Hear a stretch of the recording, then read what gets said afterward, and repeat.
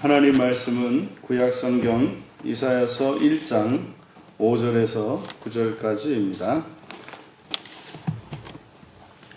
우리 같이 한 목소리로 함께 읽겠습니다. 너희가 어찌하여 매를 더 맞으려고 패역을 거듭하느냐? 온 머리는 병들었고 온 마음은 피곤하였으며 발바닥에서 머리까지 성한 곳이 없이 상한 것과 터진 것과 새로 맞은 흔적뿐이거늘 그것을 짜며 싸매며 기름으로 부드럽게 함을 받지 못하였도다. 너희의 땅은 황폐하였고 너희의 성읍들은 불에 탔고 너희의 토지는 너희 목전에서 이방인에게 삼켜졌으며 이방인에게 파괴됨같이 황폐하였고 딸 시온은 포도원의 망대같이 참외밭의 원두밭같이 에워싸인 성읍같이 겨우 남았도다. 만군의 여호와께서 우리를 위하여 생존자를 조금 남겨두지 아니하셨더라면 우리가 소돔 같고 고모라 같았으리로다. 아멘. 어찌하여 더 맞으려 하는가? 라는 제목으로 말씀의 은혜를 나누고자 합니다. 어찌하여 너희가 더 맞으려고 하는가? 라고 하는 이 질문은 바로 4절에서 하나님의 은혜를 거부한 백성들의 운명입니다. 성경은 축복과 저주에 대해서 애매하지 않습니다. 분명하게 우리에게 제시합니다.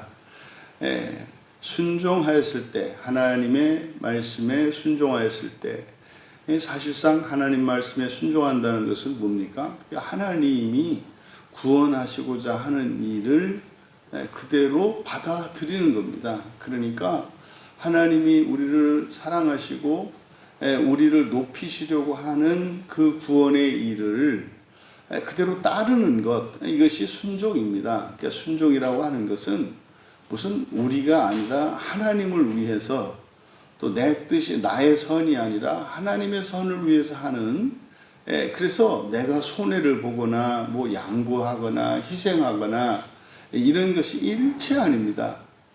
그러니까 많은 사람들이 오해하는 것이 이 순종이라는 말을 마치 내 뜻과 하나님 뜻 중에서 내 뜻대로 하지 못하고 하나님 뜻대로 하는 거. 그래서 우리가 이 세상 사이에서의 그 사회적 관계에서 뭐 가족 관계도 마찬가지죠. 두 사람 사이에서 어느 한 사람이 순종한다 그러면 그것은 자기 뜻을 따르지 않고 다른 사람의 뜻을 따르는 거라고 생각을 해요. 근데 순종은 그런 의미가 아니라 악한 것이 아니라 선한 것을 따르는 겁니다. 그러니까 순종이라는 말은 그 상대방, 내가 나에게 명령을 한 그 사람의 유익을 위하거나 그 사람의 뜻을 따르는 것이 아니라 나의 최선, 나의 최고선을 따르는 것을 순종이라고 한단 말이에요. 그러니까 결과는요, 선하게 되죠. 그래서 그걸 축복이라고 합니다. 그래서 순종했을 때 축복이 예정되어 있습니다. 그리고 불순종했을 때, 불순종하는 거니까 뭐겠습니까? 순종은 나의 최고선을 따르는 게 순종이니까 뭐 최고로 선하게 되겠죠. 그게 축복이고. 그럼 불순종은 뭐겠습니까? 나의 최악을 향하는 겁니다. 그러니까 나의 최악을 향하면 당연히 그 결과도 뭐 악하지 않겠습니까? 그것을 저주라 한다 이 말이에요. 그러니까 기독교 안에서 지금 우리 캐톨릭도 마찬가지죠. 이제 크게 오해되고 있는 부분, 이 이중애정 부분이란 말이에요. 이중애정이라고 하는 이 신앙 용어는 구원받을 사람이 있고 구원받지 못할 사람이 있다라는 그 교리가 이중예정입니다. 그러니까 이 이중예정 교리는 성경에서 기인해요. 그러니까 이중예정이라는 그 원리, 이중예정의 원리는 성경적입니다. 그런데 적용에 문제가 있는 거예요. 그래서 구원을 받는 사람과 받지 못하는 사람이라고 잘못된 정의를 내림으로써 이 이중예정 교리의 폐해가 너무나 막심합니다. 그래서 이중 예정이라고 하는, 다시 말해서 어떤 사람은 축복을 받고 어떤 사람은 저주를 받는 이 내용이 이중 예정 교리의 핵심인데, 축복과 저주를 구원과 멸망으로 등치시켰단 말이에요. 그러니까 지옥에 가는 것은 구원받지 못하는 것이고 지옥에 안 가는 것이 구원받는 거다. 그러니까 이것은 요한계시록에서 말하는 무슨 부활이라고요? 이게 첫째 부활이라고요. 첫째 부활. 그런데 그러니까 지옥에 간다는 것 자체가 구원받지 못하는 것이다 라고 하면 안 되고, 첫째 부활에 들어가지 못하는 것이다 하면 맞는 거죠. 그래서 이 축복과 저주에 대한 이중 예정 원리를 마치 이것을 영원한 구원과 영원한 멸망으로 로마 가톨릭 교회가 잘못 적용시켜 놓았기 때문에 그 말도 안 되는 일들이 교회 안에 일어나는 거예요. 어떤 사람들은 뭐 죽을 때까지 죽으라고 신앙생활을 하면서도 구원받지 못할 것에 대한 두려움 때문에 벌벌벌 떨면서 이상한 대로 그냥 뭐 방황하고 돌아다니는 사람이 있는가 하면, 또 어떤 사람들은 정반대로 그냥 천하태평으로 뭐 일반인들의 도덕 수준에도 미치지 못하는 삶을 살면서도 뭐 그냥 여유자작하게 그냥 살아가는 그런 말도 안 되는 또 다른 극단의 폐해가 일어난단 말이에요. 그래서 지금 여기서 이사야서에서 이야기하고 있는 그 핵심이 바로 이 이중예정에 대해서 얘기를 하거든요. 그게 뭡니까? 하나님이 사람을 하나님의 자녀가 될 수 없는 이 흙덩어리에 불과한 우리를 택해서 영적 존재인 하나님 자녀로 높이시기로 했다는 거잖아요. 그런데 천사들도 놀라는 게 뭐예요? 그거를 거부한다고요, 사람이. 그거를 거부한다 이 말이에요. 근데 그게 놀라운 일이 아니에요. 우리들의 일상을 보시면 알아요. 여러분들이 항상 살아갈 때 최선을 선택하느냐면 그렇지 않다는 거 아시잖아요. 감정을 따라 선택하거든요. 그러니까요, 망할지라도 내 감정을 충족시키기 위해서 판단하고 결정하고 그렇게 선택하며 살아간다는 것을 우리들도 부인할 수가 없어요. 그러니까 지금은 객관적으로 노니까 이렇게 이스라엘이 뭐 그래서 멸망했구나 이렇게 있습니다만은, 이거는 인류의 역사 속에서 에덴 동산에서 하와가 그 금단의 나무의 열매의 마음을 빼앗겼고 그것을 따랐던 것을 잊지 마시라고요. 지금 동일한 사건의 반복이거든요. 그래서 하나님 말씀에 불순종한다, 이것은 뭡니까? 하나님의 구원을 거부하는 거고 하나님의 은혜를 거부하는 거예요. 그러면 나의 최선의 삶을 거부하는 거거든요. 그러면 당연히 우리에게 운명 지어진 것은 뭐예요? 저주죠. 그러니까 그 저주의 삶이에요. 그러니까 하나님의 그 은혜의 손길을 뿌리치고 그렇게 거역했을 때 그 결과가 무엇인지 경험적으로 알게 되어 있어요. 그것을 이제 역사적으로 쭉 정리를 한 거죠. 그러니까 5절에서 이야기한 게 5절에서 뭡니까? 어찌하여 너희가 더 맞으려고 하는가 에서 더 맞는다라고 되어 있습니다만은, 이거는 하나님이 채점하듯이 뭡니까? 시험 이후에 틀린 개수만큼 손가락 때리는 게 아니다 그랬죠. 이거는 뭐예요? 그것을 선택했을 때 그것은 이미 이렇게 예정되어 있다 이 말이에요.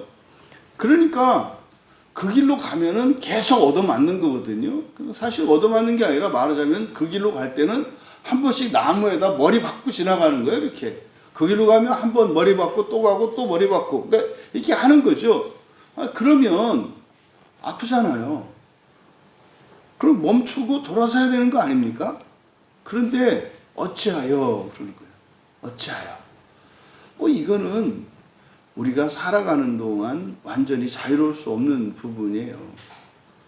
나의 죄를 깨닫고 내가 불완전한 존재인 걸 알아서 모든 면에서 모든 것을 날마다 새롭게 해야 된다는 것을 아는데도 그렇게 안 살거든요. 이렇게 설교하는 저조차도 그렇게 안 하거든요. 습관 따라 살고 또 그것을 합리화하는 이런 일들이 저에게도 있거든요. 이것을 어떻게 해요? 의인은 없다. 죄 가운데 있다. 사망의 몸이다. 이렇게 이야기를 하는 거죠. 너희가 계속해서 배반하였다. 이거 뭡니까? 맞으면서 계속 배반. 이거 보세요. 얼마나 성실한가. 얼마나 믿음이 좋은가 보세요. 그러니까 그렇게 막 얻어맞고 그것 때문에 해를 입는데도 불구하고 그 믿음을 안 버려. 잘 될 거야. 잘 될 거야. 뭐 이런 거죠. 그러니까 아주 성실하기가 이루 말할 데 없고 그 확신이라고 하는 게 얼마나 분명한지. 그게 어느 정도입니까? 이제 온 머리는 병들었고 온 마음은 피곤하였다. 온 머리, 온 마음. 이게 사실 이게 이제 비유적인 은유적인 표현이죠. 6절에 가면은 발바닥에서 머리까지. 그리고 7절에 가면은 땅, 그리고 성읍, 토지, 그리고 이방인들의 강탈. 그리고 8절에 가면은 딸 시온, 시온에 대한. 그래서 이게 점점 점축법이죠. 커가고 있습니다. 그러니까 이런 은유적인 표현이 의미하는 것은 사회 전체를 이야기하는 거겠고, 이것은 역사 전체를 의미하는 거예요. 그러면 지금 5절에서 8절에 걸쳐서 일어나는 이 상황이 점점점 심각해지는, 이게 이제 계속 맞는 거죠. 계속 맞으면서도 그 죄의 길에서 벗어나지 않는 것. 죄의 길은 뭐다? 뭐 도둑질하고 뭐 이런 것이 아니라 하나님의 구원의 손길을 뿌리치는 거라고요. 하나님께서 예배해 주신 구원의 길을 가지 않는 걸 말한다고요. 그럼 여러분, 왜 그렇습니까? 이게 바로 여기서 제시하고 있는 게 뭡니까? 바로 맞으면서도 계속 반역하는 이것. 그러니까 우리들이 이성적으로 생각하면 이거는 전혀 맞지 않는 거잖아요. 하면 안 되는 일이잖아요. 근데요, 일관되게 한다니까요. 일관되게. 바로 이것은 그 죄의 특성이 뭐라고 그랬습니까? 광기와 무모함이라고 그랬잖아요. 광기와 무모함. 왜 그래? 몰라요. 죄를 짓는 사람들의 특징. 그러니까 우리가 죄 가운데 있을 때 어떤 행동을 하거나 무엇에 대한 그 대답이 뭐예요? 몰라요. 나도 왜 그런지 몰라. 그거 미친 거지. 정신 나간 거지. 나도 왜 그런지 모르면 그럴 때 어떻게 해야 돼요? 가만히 있어야 돼요. 왜 그런지 몰라. 어쩔 수 없었어. 뭐 이런 거죠. 어쩔 수 없는 것은 뭐 외부의 어떤 위협이나 이것 때문에 뭐 그렇다던 쳐. 근데 몰라라고 하는 대답은 그게 뭡니까? 움직이지 말아야 할 때 움직인 거예요. 하지 말아야 할 때 한 거예요. 해야 할 때 안 한 거죠. 모르긴 뭘 몰라요. 그러니까 이게 바로 죄의 특성이거든요. 그래서 죄의 특성이 무모함과 광기다. 이걸 이제 교리적으로 우리가 정리한 거 아닙니까? 그러니까 이사야는 어찌하여라고 하는 거죠. 어찌하여. 이건 사실은 그가 뭘 지적하는 겁니까? 하나님의 은혜를 받아들이지 않으면 인생이 이렇게 무모함과 광기에 사로잡힌 인생이 될 수밖에 없다는 것을 깨닫게 되죠. 이게 이제 오늘날 중독 현상 같은 거거든요. 그러니까 이런 전형적인 중독 현상은 완전히 죄에 잡힌 상태예요. 영적으로는 그 귀신 들린 거라니까요. 귀신 들리는 게 다른 게 귀신 들리는 게 아니에요. 자기에게 해가 되는데도 불구하고 계속 하는 거. 그러니까 뭐 중독은 심한 경우입니다만, 그러니까 우리도 또 일상생활을 보면은 그게 나한테 오히려 해가 되고 불편을 끼치는데도 계속 하는 거잖아요. 그러니까 살짝 귀신들이 많아요. 근데 사실 그게 우리에게 뭐가 된다? 소망이 된다. 또 그렇게 올가미 던져가지고 또 잡아서 하면 또 되니까. 그게 또 뭐 죄가 많은 건 그래서 자랑은 아니라고. 나는 뭐 이것도 많고 이것도 있고 이것도 있어서 이게 나중에 다 그리고 잡아야지. 잡지 않고 이렇게 그냥 죄만 잔뜩 옆에다만 하면은 그 사는 게 얼마나 힘들겠냐고. 어떻게 돼요? 이렇게 되는 거죠. 예, 첫 번째 6절에서 말한 5절에서 말한 게 뭐예요? 온 머리는 병들었고, 이 머리라고 하는 것은 지도자를 나타내잖아요. 지도자. 그러니까 여기서 온 머리라고 하는 것은 가정의 지도자, 공동체의 지도자, 나라의 지도자, 종교의 지도자, 모든 지도자겠죠. 그래서 성경에서 모두라는 말을 쓸 때는요, 굉장히 무서운 말이고 끔찍한 말이에요. 그래서 온, 모든, 이건 뭐라 했어요? 우리가 어떻게 이해해야 된다? 예외 없이예요. 어떻게 예외 없이 이렇게 되냐고. 그러면은요, 이거는 하나님의 진노와 심판이 운명져져 있어요. 그래서 우리나라에 소망이 있는 거는 뭐 때문에? 오는 아니니까. 오는 아니니까. 그래서 모두는 아닌 게 얼마나 영광스러운 건지. 그러니까 마귀가 아마 우리 교회를 엄청 미워할 거예요. 우리 교회 때문에 막 수치스럽기도 하고, 왜 이거 하나 못 넣은 것 들어가지고 말이죠. 지금 뭐 이렇게 엄청나게 크고 이런 교회들도 퍽퍽 넘어뜨리는데 여기는 못 넘어뜨리거든요. 만만해 보이는데 안 되거든. 여기 없애려고 막 신천지에 뭐에 수도 없이 왔다 갔거든요. 정말로. 근데 안 되거든. 안 되거든. 그러니까 차라리 좀 뭐 이렇게 뭐 좀 뭐라도 좀 있어 보이고 이래야 좀 그렇게 못하더라도 좀 체면이 설 텐데 그냥 한 주먹거리도 안 되는 것 같은데 안 돼. 어떻게 되겠어요? 말씀이 살아계시고 성령이 역사하시는데 그걸 어떻게 누가 이기겠느냐고. 그래서 우리의 사명은 온이 아니게 하는 거예요. 온이 아니게. 그렇다고 우리가 오프가 된다는 얘기가 아니고. 그러니까 여기서 온 머리, 그러니까 뭐예요? 지도자는 뭐 하나 남아선 게 없어. 그런 상태죠. 어떻게 해요? 병들었대요. 그러니까 머리가 병들면 어떻게 돼요? 마음도 병든다는 걸 알 수 있어요. 그 지도자의 역할이 얼마나 중요한지. 그래서요, 첫 번째로 이렇게 계속적인 배반, 계속적인 거절과 뿌리침, 불순종의 결과, 첫째가 보다 머리 전체의 상처와 마음의 피곤함이에요. 그럼 이거는 진짜 이제 인생이 피곤하고, 나라가 피곤하고, 공동체가 피곤하고, 이거는 점점점 가라앉는 거잖아요. 그럼 어떻게 해야 돼요? 멈춰야죠. 그런데 6절에 가면은요, 안 멈추고 계속되는 거죠. 이제 퍼집니다. 발바닥에서 머리까지. 이거는 이제 온몸 전체를 말하는 거잖아요. 그러니까 머리로 시작됐는데, 어떻게 해요? 이제는 온몸으로 퍼졌다는 거예요. 온몸으로. 그러니까 여러분, 이게 상당한 시간이 걸린단 말이에요. 머리에 있던, 이렇게 뭡니까? 이렇게 상처가 나고, 골마가지고, 마치 이제 피부병처럼 생각한다면, 머리에서 이제 온몸으로 퍼져가는 거죠.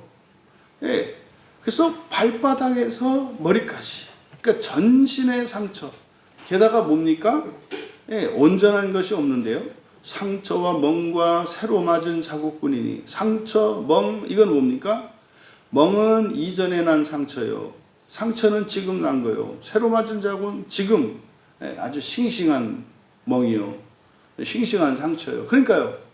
과거, 현재, 미래가 계속해서 상처를 받고 있는, 고통을 받고 있는, 매맞는 이거죠. 그것들이 짜여지거나 싸매어지거나 기름으로 부드럽게 함을 받지 못했다. 이것은 이제 하나님의 은혜를 말하는 거죠. 그러니까 이거는 하나님이 치료해 주지 않았다가 아니에요. 지금 이 상태는 어떤 상태예요? 아니, 다쳤으면 이렇게 그러면 좀 도와주세요. 치료하려고 하나님이 오면 어떻게 한다는 거예요? 냅둬요, 뭐 이런다는 거죠. 냅둬요. 이렇게 냅둬가지고 어떻게 돼요? 짜여지지 않거나. 그러니까 이게 뭐 꿰매지지도 않고 반창고도 안 붙이고 약도 안 붙이고, 그러니까요. 어디는 막 썩어지겠고, 어디는 피가 흐르겠고, 어디는 살이 벌어져 있겠고, 막 이런 거죠. 그냥 둔 거예요. 기름으로 부드럽게 함. 이 기름은 이제 성령의 역사를 말하잖아요. 그러니까 하나님의 위로와 치료, 이런 회복이 있지 않은 상태입니다. 근데요, 이제 몸이 그렇게 됐으면 이제 몸은 끝장난 거 아닙니까? 그런데도 돌이키지 않아요. 그러면요, 더 또 심해진단 말이에요. 점점점 더 심해진다고요. 7절에서는 뭡니까? 땅과 성읍들이 파멸돼요. 거기다가 토지는 이방인들에게 뺏겨요. 그래서 황폐함이 이방인들의 뒤엎음 같다. 하면 그것은 이제 완전히 주권도 뺏기고 포로가 되고 노예가 되는 상태. 이제 곧 그렇게 됩니다. 이스라엘도 남유다도 곧 그렇게 됩니다. 그리고 마지막 8절에서 네 번째, 딸 시온은 교회죠. 이것은 이제 도시 예루살렘을 가리키는 말입니다만, 예루살렘의 핵심은 성전이란 말이에요. 그러니까 이것은 우리로 말하면 교회이고 신앙이란 말이에요. 그러니까 딸 시온은 포도원 망대같이 참외밭의 초막같이, 포도원의 망대, 참외밭의 초막, 에워싸인 성읍, 이게 지금 의미하는 건 뭡니까? 형식만 있는 거죠. 여러분, 포도원의 망대는 그 포도원에 아주 탐스럽게 잘 익은 열매들을 훔치는 도둑을 위한 거예요. 근데요, 포도원에 포도나무 한 그루 없고 싹도 나지 않았어요. 근데요, 망대 무슨 소용이 있습니까? 또 참외밭의 초막 마찬가지죠. 참외가 맛이 있고 상품 가치가 있고, 그리고 도둑들이 뭐 이렇게 탐내는 게 있어야 뭐 설이라도 할 거 아닙니까? 그런데요, 뭐 아무것도 없어요. 농부는 이미 병 들어가지고 농사를 짓지도 못하죠. 그래서 씨도 못 뿌렸죠. 그나마 또 와가지고 또 그 도적들이 다른 사람들이 들어와서 농사 짓고 그거 추수한 거 싹 걷어가 버렸죠. 뭐 아무것도 남아있지 않은 포도밭, 참외밭에 세워져 있는 이런 초막과 그 망대가 무슨 의미가 있냐 이 말이에요. 또 에워싸인 성읍 마찬가지죠. 포위된 성읍이에요. 그러니까 멸망 직전에 있는 성읍. 그러니까 딸 시온이 의미하는 이들의 신앙과 성전, 오늘날 우리들의 교회, 이게요, 간신히 형식만 남아있는 무기력한 교회, 무기력한 성전이에요. 성전에 가서 제사를 드려도 죄의 용서가 없어. 속죄가 없다고. 회개도 없고 하나님의 은혜도 없고 이 퍽퍽한 삶. 저는 이게 자꾸 오늘날 우리들이 맞닥뜨리고 있는 시대의 교회에 대한 이런 인상을 떨쳐버리기가 어려운 거예요. 응? 교회 다녀서 뭐가 좋으세요? 예수님 믿어서 뭐가 좋으세요? 성경을 읽고 설교를 들어서 뭐가 좋으세요? 거기다 해야 돼요. 뭐 피부병이 나았고요. 뭐 위장병이 나았고요. 허리가 고쳐졌고요. 만성 두통이 없어졌고요. 뭐가 있어야죠. 땅이 비옥해졌고요. 농사가 잘 되고요. 하는 어떤 표적들이나 그 능력의 역사가 있어야죠. 그게 없으면 지금 8절에 있는 형식만 남아있는 딸 시온, 신앙을 말한단 말이에요. 그럼 보세요. 지도자에서 이르러서 전체 국민들과 땅과 가정 모든 게 황폐화되고, 마지막에 이제 마지막 소망이 뭐예요? 신앙이죠. 그런데 어쨌든 딸 시온은요, 망대가 허물어지거나 초막이 헐리거나 또 송옷 자체가 없는 건 아니라 그나마 뭐예요? 남아있는 거죠. 그나마 형식만이라도 남아있는 거죠. 요게 이제 사실은 소망의 싹이거든요. 그러니까 9절에 만군의 여호와께서 우리에게 아주 조금의 살아남은 자를 남기지 아니하셨더라면, 그럼 여기서 아주 조금의 살아남은 자는 누구겠어요? 딸 시온과 관련된 거죠. 그럼 딸 시온과 관련돼서 조금 살아남아 있는 사람들은 뭐겠어요? 뭐 이렇게 광야교회 교인들 같은 사람들이에요. 이 사람들이 뭐예요? 그냥 나라와 민족과 시대의 소망이라니까요. 만약에 그게 없었더라면 우리는 소돔같이 되고 고모라같이 되었으리라. 이 소돔과 고모라라고 하는 것은 지상에서의 완전한 멸망을 의미하죠. 그러니까 이것은 종말론적으로는 무엇을 상징하는 거예요? 지옥을 상징하는 거거든요. 그러니까 살아서 소돔 고모라가 있고 죽어서는 지옥이 있는 거예요. 살아서는 가장 철저한 파괴, 멸망이 소돔과 고모라인 것이고, 근데 사실은 그것보다 더한 것이 어디예요? 죽음 이후에 있는 사후 세계에 있는 지옥이란 말이에요. 그럼 여러분 이것을 이제 시간을 거슬러 올려서 멈춰야죠. 머리 전체가 그랬을 때, 또 마음이 그럴 때, 머리 전체가 그렇게 되기 전에, 마음이 전체가 그렇게 되기 전에 거기서 멈췄어야죠. 놓쳤어. 그래서 온몸으로 퍼지기 시작을 했어. 그때 멈췄어야죠.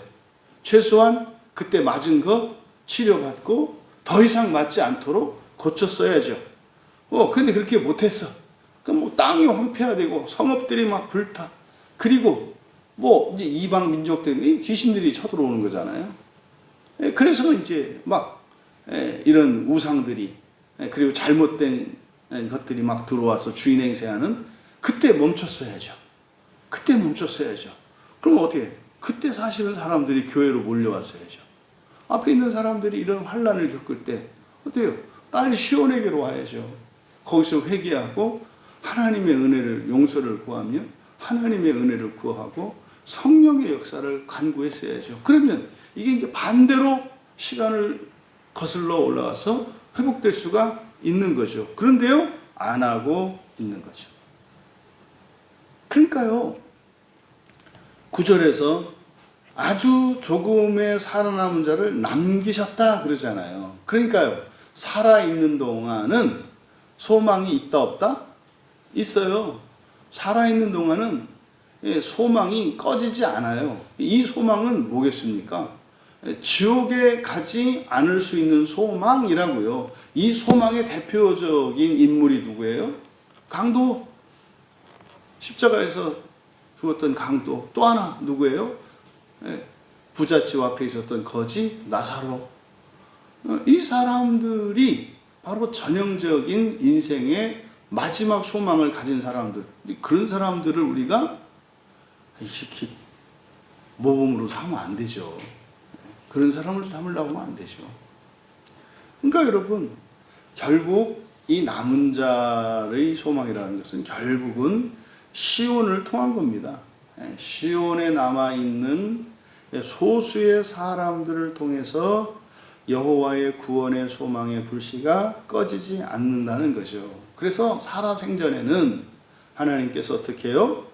지옥이라고 하는 최악의 상황을 막아주시는 하나님의 은혜가 있다는 것을 우리가 기억해야 합니다. 이 본문을 통해서 바로 여러분, 이 죄의 특성을 기억하셔야 해요. 죄라고 하니까 뭐 심각하게 뭐 이렇게 생각합니다만, 여러분, 우리들이 알면서 고치고 있지 않은 거, 알면서 회개하지 않는 거, 알면서 고칠 게 이렇게 우리 일상의 작은 것들로 적용을 하셔야 돼요. 왜냐면 웬만큼 교회 다니고 이런 사람들은 그렇게 심각한 죄나 뭐 상식 이하의 일들 그렇게 많지 않거든요. 근데요, 모든 죄는 똑같다 이 말이에요. 그래서 이 죄의 특성을 잘 기억하셔야 하는데, 본문의 이 사건을 통해서 우리가 얻을 수 있는 첫 번째 교훈은 이 하나님의 징계라고 하는 것은 근본 대책이 아니라는 거예요. 징계는 근본 대책이 아니에요. 왜요? 징계가 더 심해져도 계속 가는 거라고. 뭐 때문에? 죄의 특성 때문에. 죄의 이 광기와 무모함이라는 이 특성 때문에 그것이 아무리 큰 손해를 일으키고 고통을 준다 하더라도 그것이 근본적인 대책은 될 수 없다라는 거예요. 그래서 멸망할 때까지 간다고요. 그러니까요, 언젠간 되겠지? 그렇지 않아요. 그렇지 않아요, 여러분.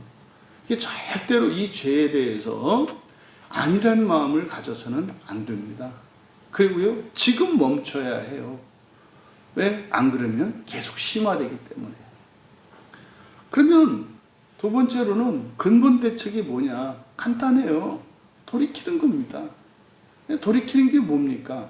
뭐 우리가 생각을 바꾸고 이제 우리가 본성이 바뀜으로써 인격의 변화가 일어나는 것을 의미하겠습니다만은, 그것보다는 뭐예요? 예수님이 말씀하신 회개의 시작, 회개의 근본이 뭡니까? 땅만 보지 말고 하늘 바라예요. 그러니까요, 내 힘으로 이 세상에서 무엇인가를 얻으려고 하는 그거 말고 하나님의 은혜를 바라보는 삶으로 바꾸는 거예요. 이게 근본 대책이에요. 내 생각, 내 힘으로, 내 뜻대로만이 아니라 하나님의 은혜로 살아가는 인생을 살겠다고 결단하고, 그것이 더 선하고 옳다는 판단을 내리고, 그것을 좋아해야 된다고 하는 우리의 감정을 길들이려고 하는 그거, 이게 근본 대책의 회개입니다. 그래서 여러분, 그러면 어떻게 됩니까? 이 징계라고 하는 이것이 결국은, 이 징계로 말미암는 고통은 죄인이 회개할 수 있게 하는 하나님의 은혜의 수단이 돼요. 그러니까 회개하게 되면 이 고난과 고통조차도 무엇이 돼요? 은혜의 수단이 된다고요. 그러니까 아는 거거든요. 네? 목장 같은 데 가면은 소들이 바깥으로 못 나가게 뭐 전기줄로 이렇게 막아놨어요. 그게 뭐 고통은 있습니다만, 이게 뭐 그것 때문에 죽거나 그러질 않거든요. 그래서 아이쿠 하고 더 이상 나가지 않거든요. 울타리와 같이. 그러니까 이 죄를 범죄했을 때 우리에게 숙명지어진 하나님의 이중 예정에 의해서 불순종의 결과로 우리가 운명적으로 맞닥뜨리게 되는 이 저주의 고통이라고 하는 것은, 그것이 은혜의 방편이라는 걸 깨닫게 된다고요. 그러면요, 종말론적으로 지옥은요, 마찬가지예요. 마찬가지예요. 그래서 우리가 하나님의 은혜를 받아들이고 그 은혜에 순종하는 삶을 살아가기로 결단하게 되면 이 징계의 고통조차도 하나님의 은혜의 수단이요 큰 사랑이라는 것을 깨닫게 돼요.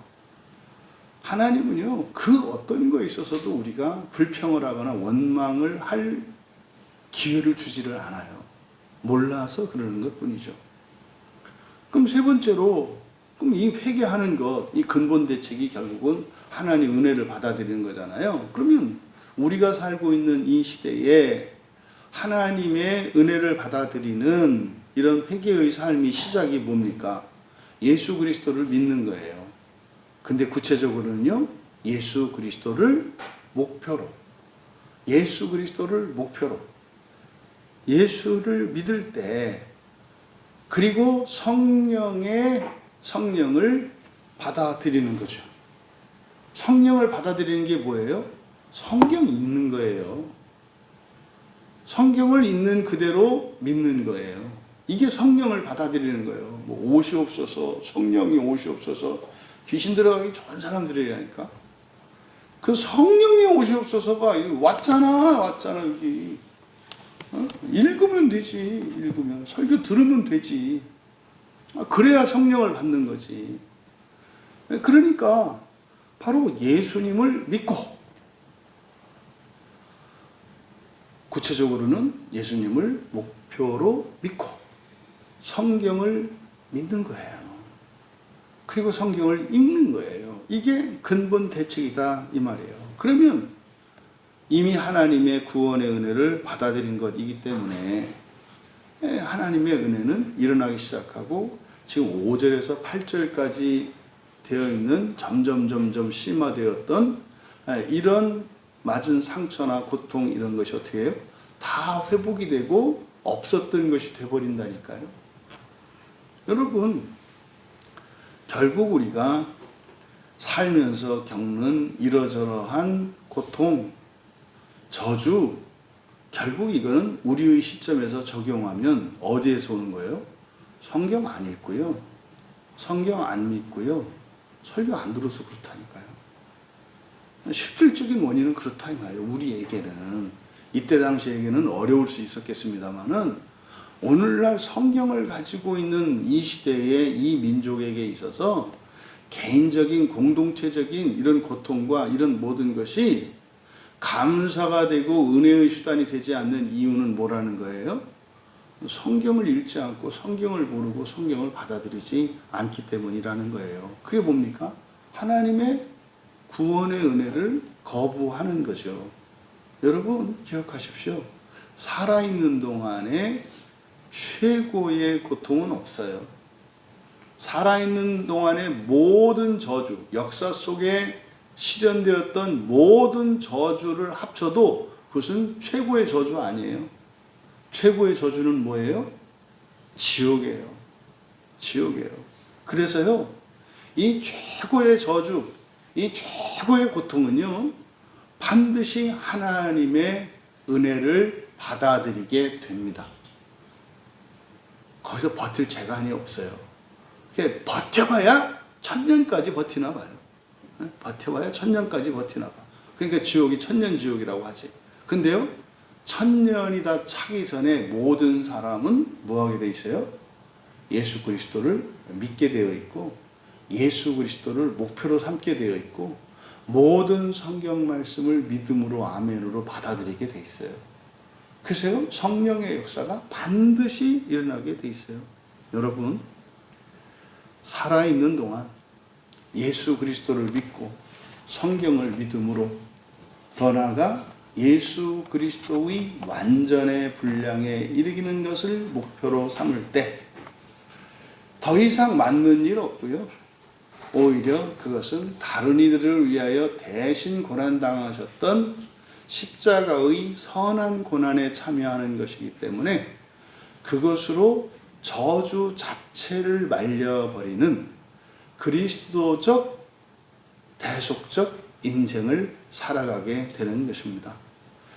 이사야가 당시 이스라엘 백성들에게 어찌하여 더 맞으려 하는가 라고 던졌던 이 질문의 답이 우리가 살고 있는 이 시대에 성취되기를, 더 이상 맞지 않고 오히려 더 하나님의 은혜로 나아가 지나간 모든 과거의 불순종의 역사를 지우고, 또 천사들을 위해 예비되었던 지옥을 완전히 말려버리는 우리 모두가 되시기를 주님의 이름으로 축원합니다.